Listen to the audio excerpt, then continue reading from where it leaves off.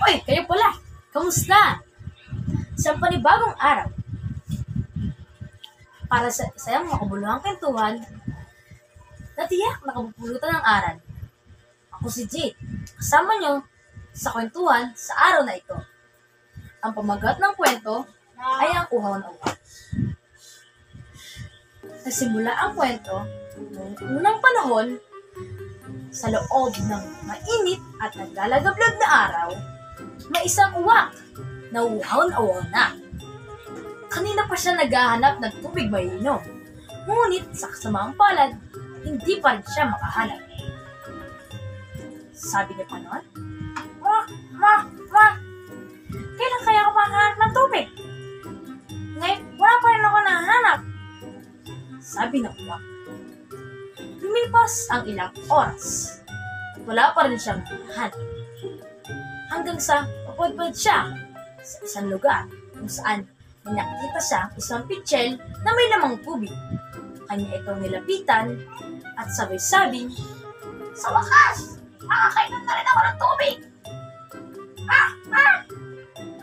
Ngunit nang tignan niya ito, nagulat siya. Paano ko maiinom ng tubig na ito kung sobrang lalim? Dahil sa lalim na tubig sa pitchel, hindi niya magawang uminom at hindi niya ito maabot. Sandaling mawawalan na siya ng pag-asa, may nakita siyang mga bato sa paligid. May kumislap na pag-asa sa kanyang isipan. Sabi-sabi sa kanyang sariling, Ma!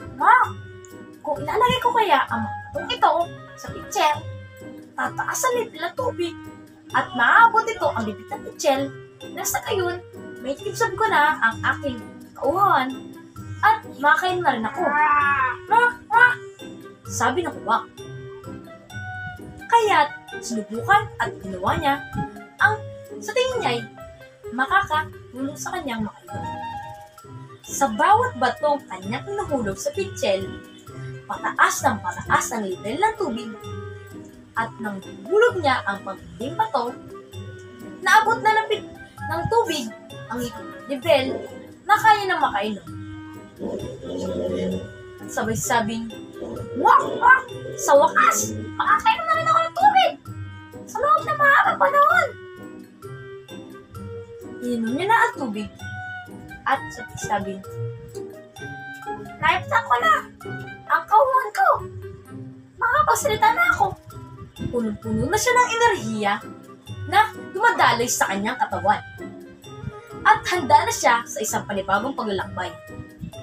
Lumipad na ang uwak palayo at doon na nagtatapos ang kwento. Ang mga aral na ating natutunan sa kwentong ito ay, una, tinuturuan tayo ng kwento na ito sa pagiging maparaan sa pagharap sa mga problema. Pinakikita nito ang tiyaga at pag-isip bago kumilos ay nadudulot ng mabuting resulta. Mahalagang huwag agad sumuko kahit nasa mahirap na sitwasyon. Sa tunay na buhay, kailangan nating maging malikhain sa paghahanap ng solusyon sa mga pagsubok. Kapag tayo matyaga at hindi agad sumusuko, mas malaki ang tsansang magtagumpay tayo. Tulad ng uwak, dapat natin gamitin ang ating talino at diskarte upang makamit natin ang ating mga layunin. At ito lamang ang maipapayo ko sa inyo, mga kaibigan. Maraming salamat sa pakikinig ng aking kwento. At sana'y may natutunan kayo sa kwentong Ang Uhaw na Uwak.